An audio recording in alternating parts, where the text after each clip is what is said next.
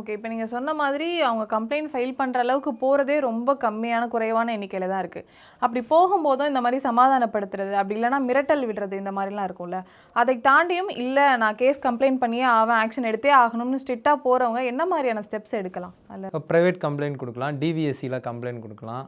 நீங்க domestic violence complaint அதே நீதிமன்றத்தில போய் குடுக்கலாம். அவங்க யார் யாரெல்லாம் உங்களுக்கு எதிரான குற்றங்கள் பண்ணாங்களோ, அவங்க அந்த உறவினர்கள், இமிடியேட் ஃபேமிலி மெம்பர்ஸ் அவங்களையும் வந்து இதில குற்றவாளிகளா சேர்த்து நம்ம வழக்கு பதிவு பண்ணலாம். உங்களுக்கு அதுக்கு வந்து வழக்கறிஞருக்கு நீங்க செலவு பண்ணணும்னு கூட அவசியம் இல்ல. ஃப்ரீ லீகல் எய்ட் நீங்க வந்து அவைல் பண்ணிக்கலாம்.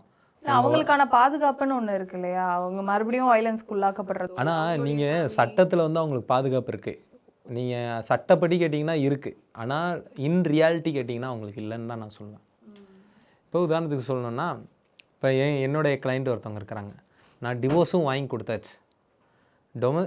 எல்லாமே பண்ணியாச்சு அவங்களுக்கு. இப்போ ஷி இஸ் டிவோர்ஸ்ட். அந்த ஆணோட அவங்க சட்டப்படி அவங்க மனைவி கிடையாது.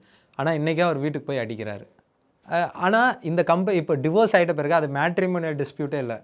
அவங்க போய் கம்ப்ளைண்ட் குடுத்தாங்கன்னா, ஒரு பெண் ஒரு தனி ஆணா தான் பார்க்கணும். ஆனா, போலீஸ் என்ன பார்க்குதுன்னா மேட்ரிமோனியல் டிஸ்பியூட்.